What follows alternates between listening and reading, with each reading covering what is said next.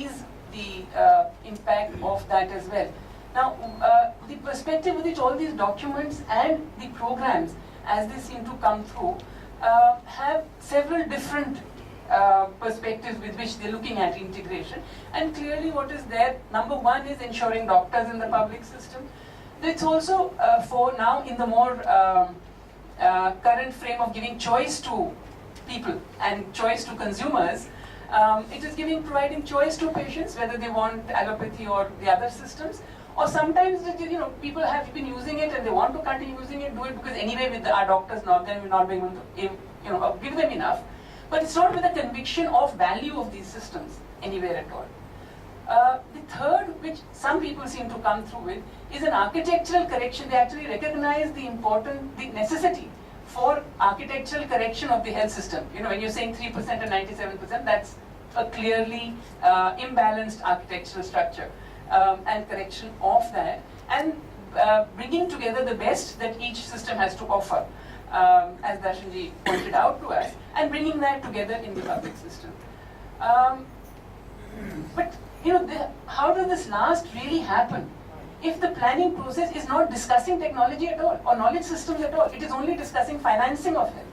It is discussing the financing structures. Should it be insurance structures that will provide so the structure will be, is it to be a public system structure or a private contracting in structure, and so on. That's the debate. The knowledge debate just does not exist. And therefore, how can we bring this last dimension in? The options that are available, obviously, for knowledge and technology within the system that people are using and that providers are providing is, one, the major high-tech medical interventions that our corporate sector and specialists of modern medicine bring with them. There are on the side, and people are using it in their own frame, low-cost, high-quality. In fact, providers every day are developing their own low-cost mechanisms to provide low-cost care for prevention, for diagnostics, for therapies. But none of that finds any space in formal systems or any promotion. The third is the patches of other systems, and that is what we are really focusing on and discussing today. And I think part of this discussion on knowledge has to be, when do you stop medical intervention? That must be known as much as knowing when to intervene. None of this is there in the notions of planning very definitely, and that is that has colored the way mindsets are being developed, both of the general public and of the providers of all systems. And that's becoming therefore the dominant mindset, whether the questions, we still remain willy-nilly because our development has not reached the extent that it was planned to, and therefore people still have the other systems available to them and they continue. And the fact that there is a large segment which still remains non-commercialized within these systems. That we have the possibility of saying that you have the kind of choice between perspectives which are commodifying, commercial and profit-oriented versus a service orientation of the local health traditions very specifically, and self-care being an important dimension. Similarly, the whole of whether we're looking at plural systems and continuing plurality, or do we want to homogenize? Even when we say integration, do we want to integrate and make one integrated system of all of these, or do we want to keep the diversity and pluralism on and see that as a strength? These are, I think, issues which are open and need to be discussed and worked through. Now, when we talk of taking on technology as an issue for health systems design, clearly what is done by health systems people is look at these 4 or 5 dimensions: efficacy, safety, delivery system requirements. Do you have the delivery systems in place? Cost effectiveness. And finally, people's empowerment, which was a lot of discussion in the 70s and 80s when we talked of primary health care. And it's completely gone out of any health discourse now. People's empowerment is just not part of any discussion. So that's why we read. While this is just to highlight the fact that studies clearly show the level of iatrogenesis, the kind of side effects created and the negative impact created by modern medicine. And this is taking off from US data, which shows that from the estimates are it's the 3rd killer iatrogenesis in the US, second only to cardiovascular disease and cancers, is doctor-created disease. And half of that is attributed to errors and half to inherent to the disease system, it's to the medical system itself. That's one. The second is when we are looking now to social insurance to make this non-affordable system affordable is in the US, which has the largest insurance systems. The cost of medical care is the #1 cause of bankruptcy, and a study shows that 90% of those affected by this bankruptcy were middle-class people who had insurance. So, these are obviously non-answers, and they're clearly non-answers in the 21st century. If President Obama has this problem and he's not able to sort it out, I don't think any of us across the globe should even try to aspire to this kind of a model. Unfortunately, the 12th plan chapter is trying to take us exactly in the US direction. Yes. And that, therefore, is a crucial issue which, how do we therefore see taking on Ayush and LHT forward in that kind of a frame?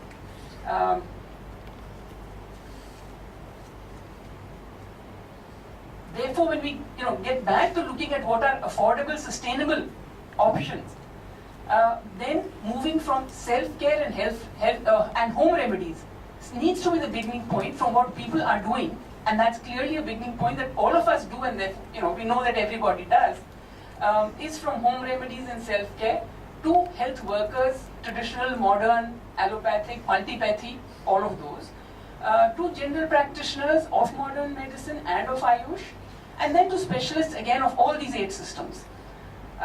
So that would mean from home to tertiary care, we have this whole continuum of care, which we need to factor into any planning process. The planning process must take home remedy into its planning. And why does it need to take it into planning? Because one, we've delegitimized a lot of that, and so we need to actively plan something for relegitimizing it and revitalizing it. I've just taken an example of diabetes type 2 and what we are doing today. It's very obviously something where textbooks tell you it's diet control and exercise that's first line of treatment. But the diabetologists' guidelines across the world that's been given today is these: with a drug is the ideal, and you don't do it without a drug now for any level of diabetes. Herbal remedies are known across the world, are widely used for diabetes, their efficacy has also been shown by modern studies of various kinds, but that's just nowhere in the discussion of diabetologists anywhere, in any literature that one tries to look at. And that is where we should come in India very definitely, and take this on in part of our planning process, and providing for these kind of dimensions. Therefore, if one is looking for, I think I'm already overshooting my time, I can see, so I will not make this move of, I've made most of those points. What I was wanting to take you through was a debate that we had in the Medico Friends Circle about exactly these issues. In fact, the Medico Friends Circle was an organization which had started trying to give a concrete alternative view to universal access to healthcare for the country. And it was part of that debate that we wrote out what are the perspectives on delivering health systems and so on and so forth. And as part of that discussion, what some of us had developed was what should be the service delivery structure for universal access if the public system is to provide universal access to healthcare for all, keeping this view of home remedy to tertiary care as the continuum of care. What should it be? And therefore this is sort of just indicative, and it's more as putting down something concrete on the table so that discussion can move forward. It was saying that keeping the broad structure of a 3-tier system as we have today, sub-center, primary health center, community health center, and district hospital, and then medical colleges, it would require much more inputs at the community level. So sub-centers, if they move to a lower level from 3 to 5,000 population, you bring them even closer home to people and villages, have greater staff within that with 2 ANMs and 2 MPWs who could be multipathy trained, and 2 Ayush doctors at that level who can then provide the support for local health tradition and for these multipathy, multi-purpose workers to be using the traditional medicine of that local area, and thereby requiring a much larger set of people being there, and a social worker to knit the intersectoral coordination dimension, which is not happening at all on the ground, even though it's there on paper. Bringing in water, sanitation, nutrition, all of that together, and bringing the integration across pathies to make people sit together. To do that, you need a whole process and a point person who's actually charged with that task. So the social worker, we hope, can do that and also see that various segments of the village are getting services. The PHC should again then come down to a closer home to 15 to 20,000 people, have 2 Ayush doctors and 2 GPs of modern medicine. The being very clearly experienced shows you that 1 doctor means the doctor is either never on leave or is not available. You can't have 1 person on, as a worker and expect them to be there all the time. Similarly, so moving into this community health centers and sub-district hospitals for 50,000 persons with general practitioners and specialists of Ayush and modern medicine sitting together, and general and district hospitals again with specialists of Ayush and modern medicine. Now, once we constructed this, we also said we need to cost this, because that is what would be required, to see what the cost effectiveness of this would be versus that. We took the costing exercise that the National Commission, the Macroeconomic Commission on Health had done, and using their costs, we looked at each of this. What this meant was that we were actually bringing all the costs, for example, for diabetes care, let's say, down 2 pegs, because we started from home remedies rather than starting from the PHC and where the doctor was, as the Commission had done. And thereby we were able to bring that, see, with very liberal sort of keeping it on the high end, 20% decrease in cost was absolutely clearly there. And here we're taking only cost to the system, we're not talking of cost to the patient. But obviously there's cost to the patient when they have to travel to the PHC, lose wages and all of that. So taking all that into account, this is again a very rough exercise, but it's just to show the possibilities. You'll have to. I'm winding up now, yeah. So I'll skip all of this and come to the last, which is saying therefore what kind of planning are we looking at? We'd have to be very clear that Ayush and LHT are, I think, there to stay. Globally there is salience and they're going to be there. The point would be, which approach do we use? A top-down, institution-centered approach, or a bottom-up, institution building with a people-centered approach? I'm not saying no to institutions, but institutions which are people-centered, or institution becomes the center point, which is how the Planning Commission seems to be talking of universal access. In fact, all of them, whether it's the HLEG or the 12th plan document, or the NRHM, you look at what institutions we have and how can we improve them further. But how do we revamp, rethink in a present context doesn't seem to be happening.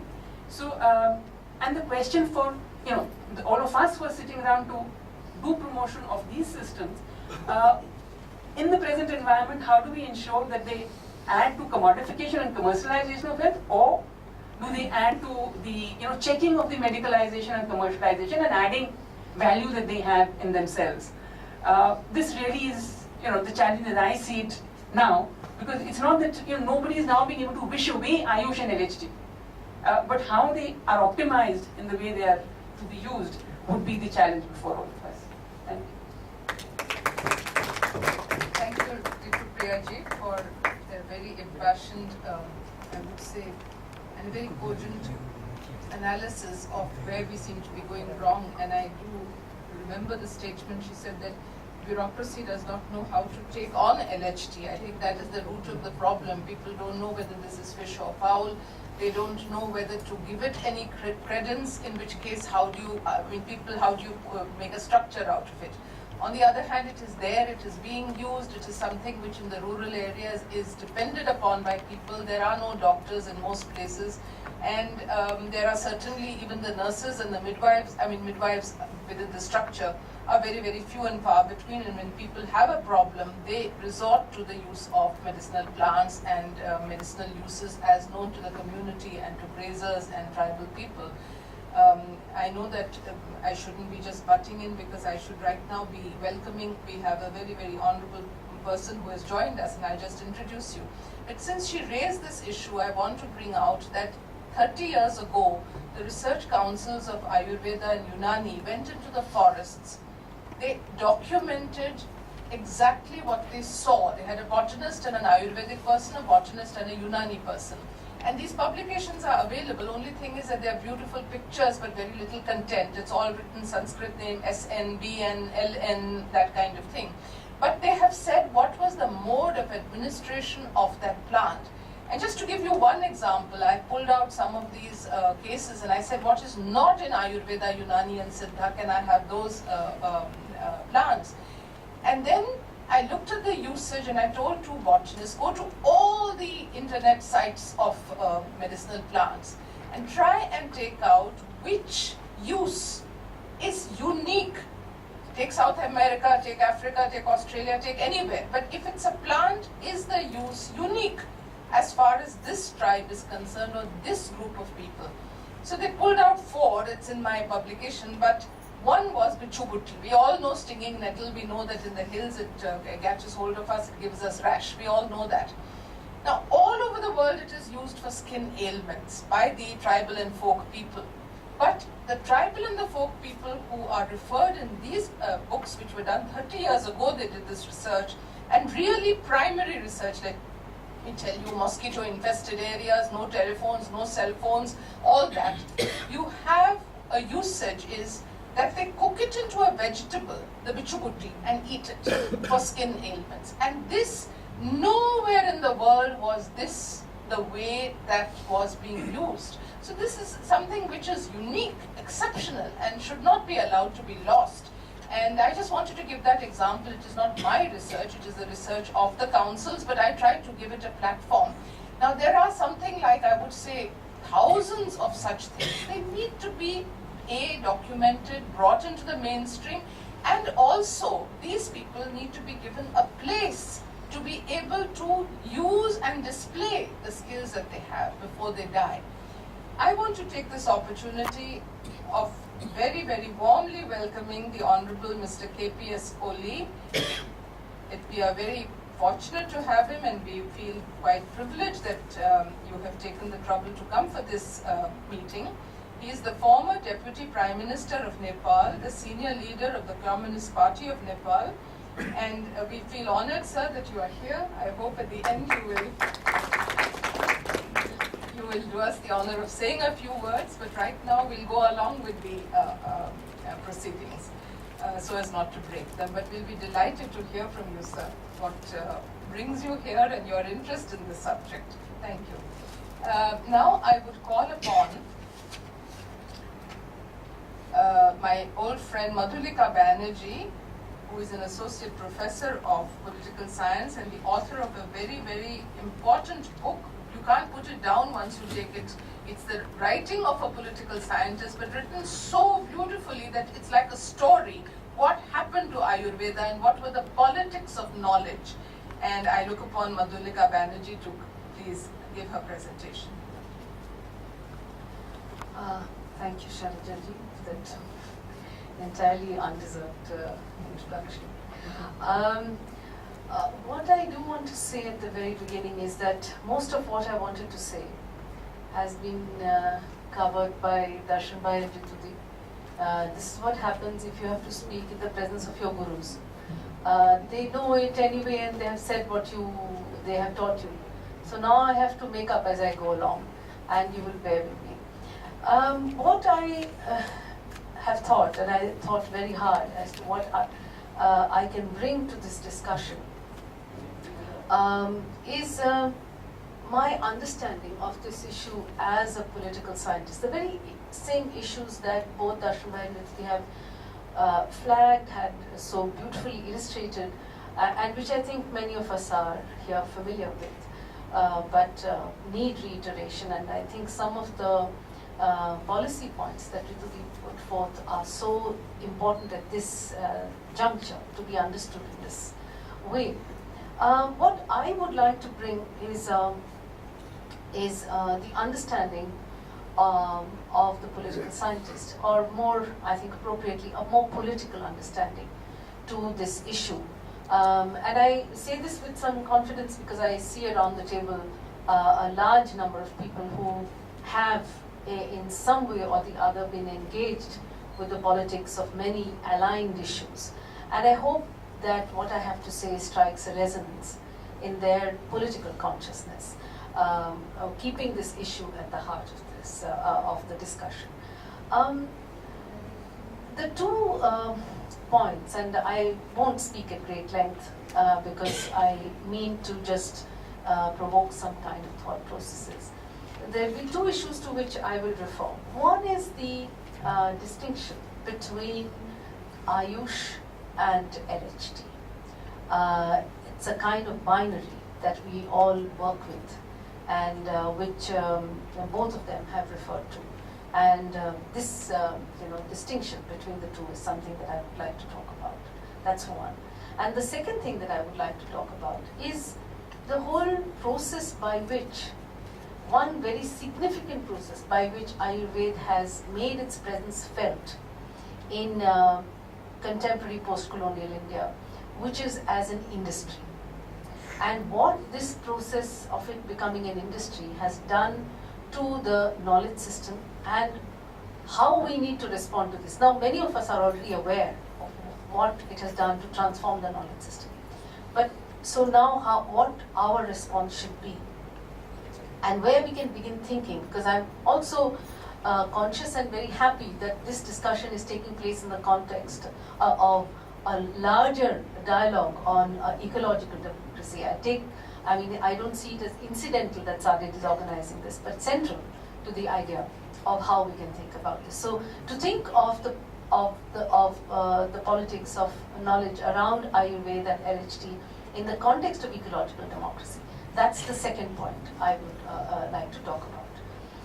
The first, the division between the kind of binary between Ayush and LHT. In the scholarly literature, and the intellectual literature, and historical literature particularly, what is coming out more and more is that this division, which many of us take for granted, which is the division between a classical tradition and the folk tradition. Actually, this is not entirely a division of the ground. I should say that this is not entirely a division that has always existed in our context. The sharp distinction between the classical and the folk is not a characteristic of definitely the Indian civilization and many other civilizations as well, but what I understand is certainly. And prior to the colonial period, the way in which knowledge existed was very different from the way in which knowledge began to be constructed in the colonial period, and that is something that we have inherited. So, in the post-colonial, and we now carry those categories of classical and folk, and the distinction between textual knowledge and non-textual knowledge, oral tradition, and so on. And these distinctions are not helpful if we are to go to the essence of the discussion today, which is if we are going to talk about a healthier India, this distinction is not useful. Now the fact is that it exists, and all policy documents, and as has been very correctly posited, that the policy frame, the policy framers, those who execute policy are barely able to deal with Ayush. We all know the contestations which have made at least Ayush somewhat respectable. LHT is really hard for them to understand. And what I am saying is that some of us, when we are influencing policy and when we are trying to persuade policy, of course we have to work with these distinctions. And we have to continuously assert the significance of the LHT. And on that, since so much has been said, one doesn't need to reiterate. But I think that what is more important for us, and around this table, are not just policymakers, but a lot of us who are concerned with issues of democracy on the ground. And this is a very fundamental issue. If there is if the distinction that exists at the policy realm is undemocratic, as Ritudi said, I really like the way she said that we have a pluralism, but an undemocratic pluralism. Let us not be unaware of the fact that this is a reflection of the undemocratic pluralism that exists on the ground, to which many of us subscribe.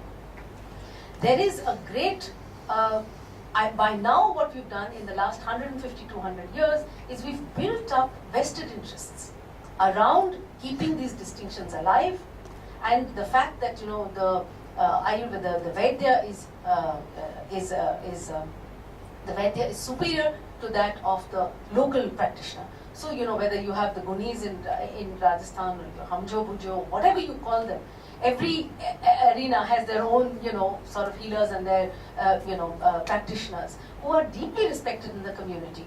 But there are these divisions, and as a political scientist, for me, to see power structures and to see them at work on the ground and how undemocratic they are is equally important. And for me to point out that here there are a large number of people who've been associated with people's movements, social movements of all kinds. And when we see undemocratic behavior on the ground, that's something that we need to confront ourselves with. And I think that much of it is a reflection of, the undemocratic nature that we see at the policy level is a reflection of the undemocratic pluralism many of us subscribe to. And the fact that these are undemocratic tendencies between knowledge systems that we really need to contest on the ground. And if we are able to do this on the ground systematically, then I think we have, I'm not saying that it's a linear process, that first we have to be democratic on the ground, then we can be democratic at the policy level. I'm not saying that. But I'm saying that it's really important to assert that as well. And I think that we have enough evidence, we have enough reason, we have enough knowledge to, assert that these systems coexist, they have learned from each other, they have borrowed from each other and continue to do so. And that the best of the Vaidyas and the best of the local practitioners both acknowledge the learning that they do from each other. And this is a knowledge frame which breaks hierarchies. And if we are to contest hierarchies of any kind, anywhere, then it has to be contested on the ground first and by us. So this is one thing that I would like everyone here to recognize, that that power exists at different levels, and many of us who believe in an ecological democracy may not always be sort of very conscious about it when we are talking about how we operate on the ground.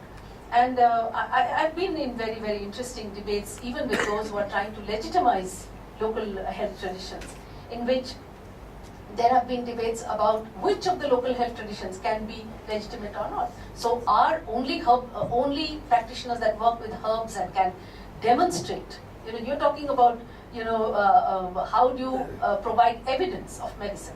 But I have been in debates within local health traditions where people are saying that if you work with जड़ी बूटी से काम करते हैं तो आप दिखा सकते हैं कि ये जड़ी बूटी लेने से आपकी ये तकलीफ जो है वो खत्म हो जाएगी, लेकिन आप अगर भूत प्रेत की बात करेंगे तो हम आपसे नहीं बात करेंगे. Now this is a very interesting debate. I don't dismiss it. I think it's a very valuable debate. But I think that these debates exist, and here we are the ones creating hierarchies. And we need to be conscious of them and to see how we are going to mediate about them. The second issue that I said that I would like to talk about is, how we deal with this transformed Ayurveda that is now hegemonic in the whole discourse of contemporary Ayurveda.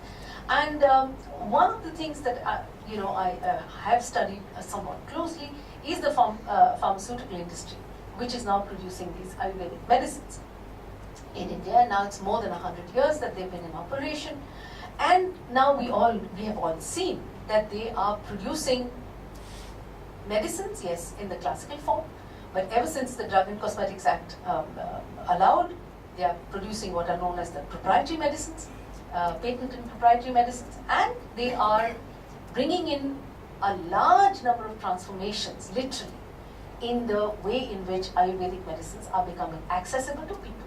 So whether it's single drug formulations to, producing Ayurvedic medicines in the form of tablets and capsules and syrups, etc., they have actually transformed Ayurveda and presented it. And the reasons for this, we've talked about earlier, and I'm sure many of us are familiar with. That's not what we need to get into. The point is that it is precisely this transformation which seems to ascribe a modernized version, a modernized appearance to Ayurveda, that actually make it inaccessible to the large number of people that Darshan Bhai was talking about. That when you create medicines in this particular form and you put them through the entire manufacturing process, as you said, that manufacturing process itself makes it into a commodification that Ritudi kept referring to. This commodification process is what makes it alienated from people, and that's what makes it so very expensive. Now the point is that this again is the creation of a huge, sector in the market, which has its value. I'm, not here to now say. I mean, apart from the fact that it's here to stay, and if all of us in this room put together decided to do away with it, we couldn't. So that's, of course, the ground reality. But apart from that, I mean, it has its place, and it's here to stay. But the point is that this is a sector that does not address itself to a majority of the people. And yet, what it does is to present a model of what modern Ayurveda, or indeed modern Unani or Siddha, or any of these systems should look like. Swarikpa, if you see the Tibetan medicine coming from Ensekang in Dhamsala, all of them feel that everyone begins to see themselves as modernized only when they come in those kinds of forms, these new forms that have been set up by industry.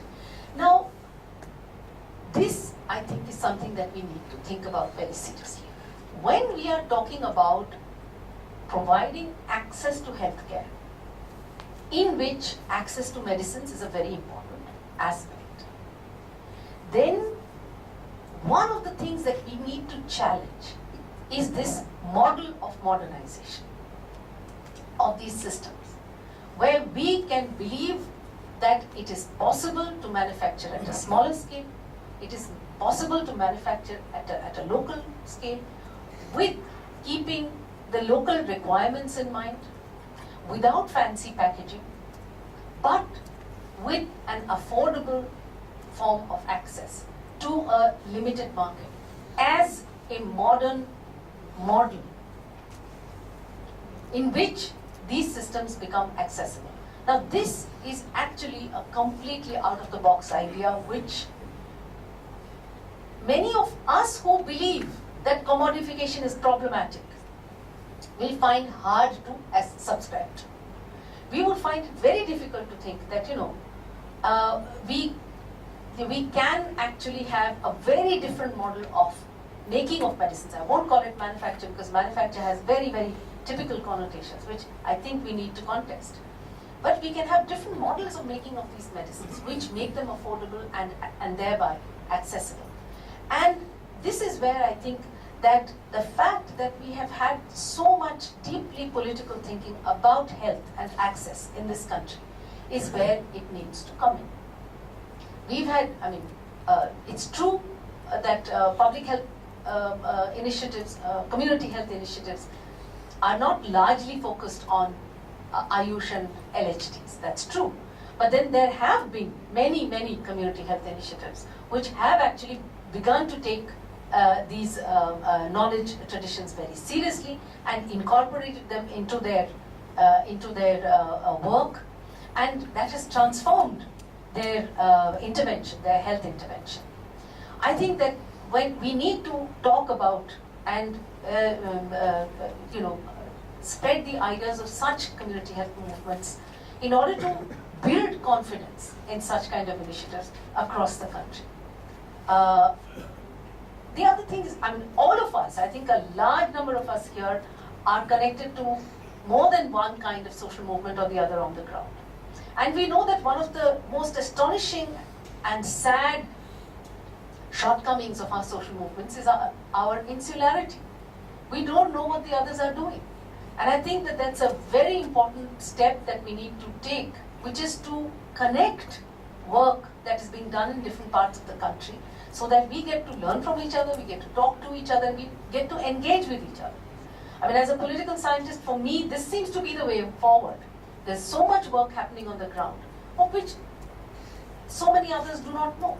Those of us who travel know, well, it's our business to connect. And I think that that connect would be a very powerful connect, which will, I think, Rituti, then have reverberations and have an impact on the kind of bottoms-up approach that you aspire to and which I completely, would go along with. I think that that's really important. Together with that, so I'm not talking only about community health groups working with local health traditions, connecting with each other and connecting with other groups that are not using them.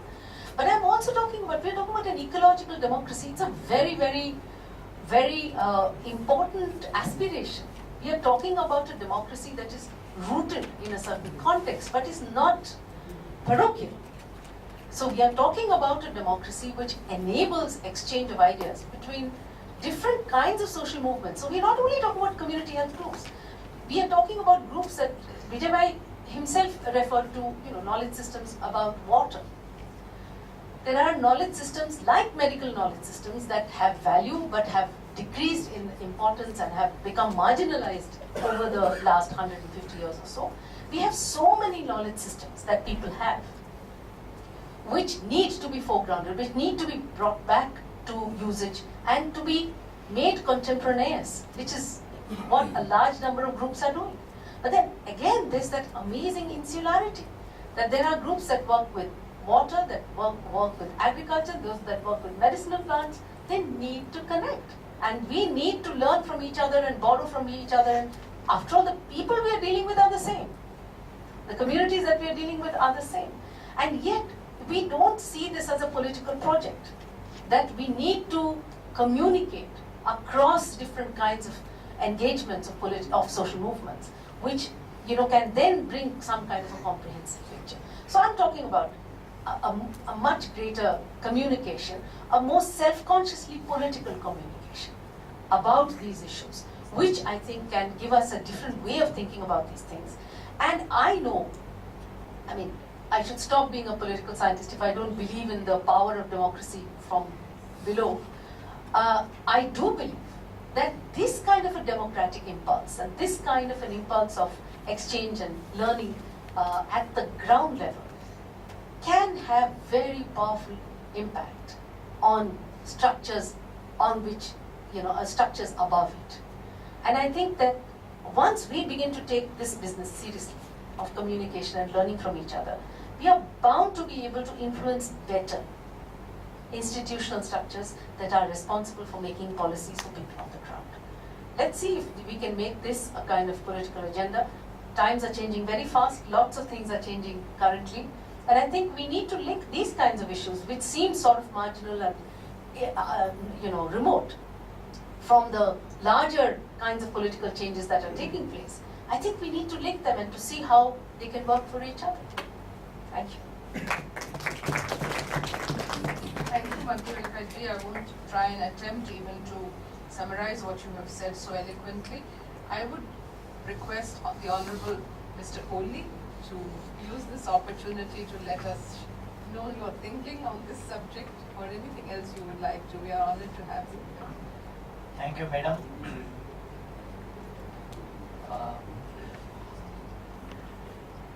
Renowned scholars and friends. Particularly, I requested Mr. Vijay Pratapji to invite me in this program to listen from you. I don't want to deliver any speech. Politicians, most often they are habituated to deliver long speeches, but this evening I am here to listen from you.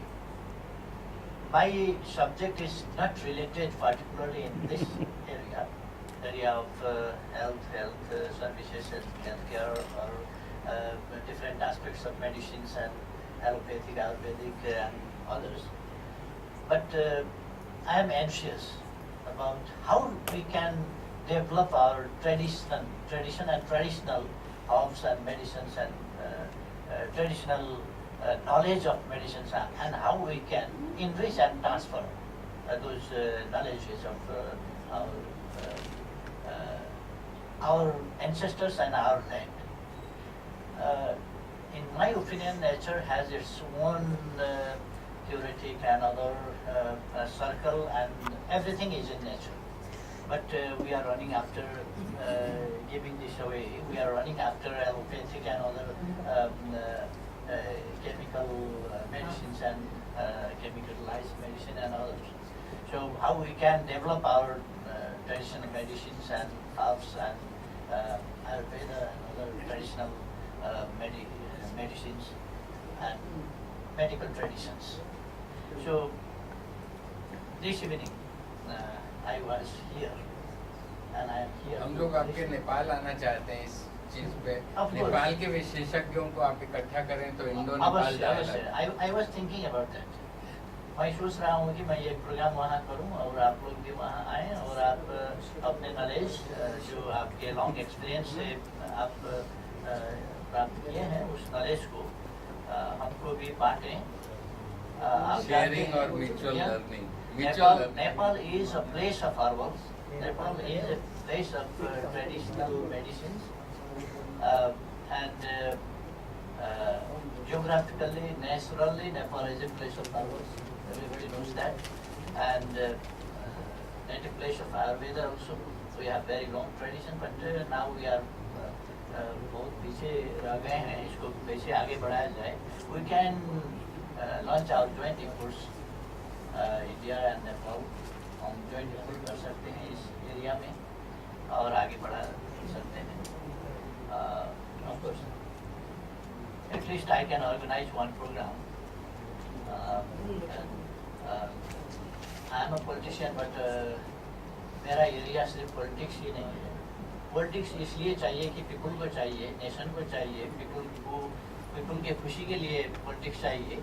तो इसमें health, education, उनका job opportunities, employment, everything is related to the politics. So I am interested in all these fields also.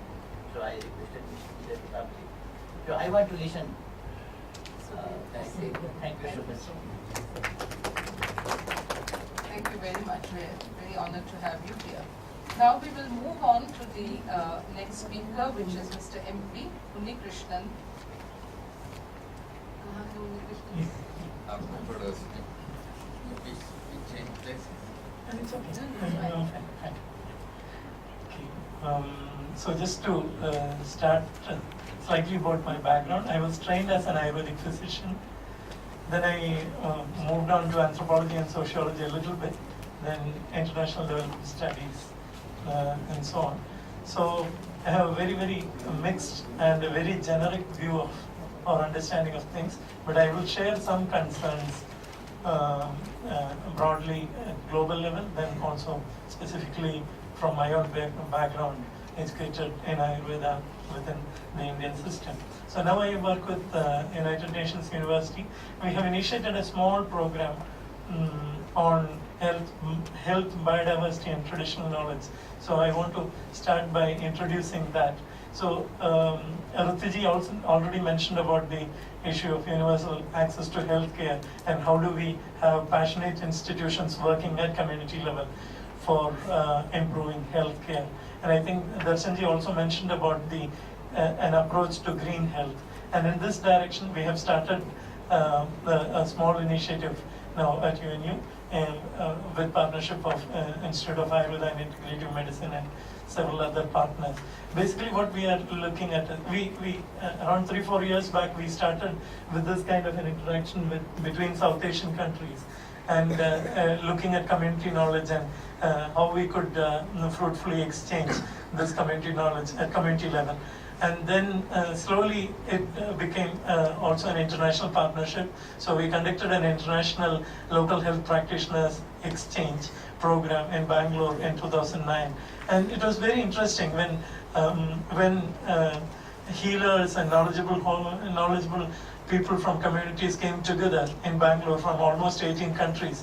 The interactions were very, very, it was beyond language. There were people speaking Spanish, English, French, but it was an occasion where the oneness of knowledge was recognized from different communities. So the point that I'm making here is that India can play a very good leadership role in this sector, and I think India has not been playing that. So when it comes to internationalization of our knowledge, I think we have lagged behind. And for instance, if you look at the WHO collaborating centers, there are 18 of them, and so far we don't have one center to take some of our knowledge to the global policy making level. So with this, let me come to some of the issues that Mathulika ji raised. I think when we make this division of Ayurveda and LHT, I think it's from the question of identity. within the LHT. I mean, it has got marginalized so much, and it has got alienated from the institutionalized traditions, and that is where it has been repeated about the issue of. It's about the issue of identity, but I think we have passed a stage where we need to look at, what you say, a more integrated understanding, or pluralism in a very different sense. I think the same holds true for when we talk about the dichotomy between biomedicine and Ayush or Ayurveda. And I think this is one topic that we need good discussion and brainstorming. So I would like to raise three issues from my own experience here. One is that when we talk about traditional knowledge within the communities, or creating a green health strategy or community health strategy, we need to look at various components that are being looked at. For instance, there are these biological resources, there is this human resources, socio-cultural element, there is issue of protection of knowledge. How do you research? How do you how do you introduce education strategy? So you need to have a comprehensive approach. Today, in a typical traditional medicine college, or I think this kind of an integrated or a comprehensive approach to understanding of community health or community knowledge is not existing. So this is the first point that I would like to make, that we need to have a more broader perspective. For instance, if you are trained as an Ayurvedic physician, and if you ask how many plants are being used, how many biological resources are being used in India for healthcare purposes, there is no clue. And so even the planning processes, the Ministry of Environment programs or the Ministry of Health programs have very limited integrative understanding. And so, and as a lot of discussions today happen in terms of natural product development, and so the market-driven strategy to traditional medicine. So there is an ecological approach, there is a healthcare approach, and there is a market-driven approach. So where do we find a balance and a much more comprehensive understanding? This is my first point. Second is about education. Being trained in an Ayurveda college, I can confidently say that I do not know how to read pulse. And I think this is the same situation if you talk about understanding of marma, or understanding of several subjective elements that are in the tradition. So in the institutionalized framework, many of the traditional knowledge maybe that is getting lost in an institutionalized process.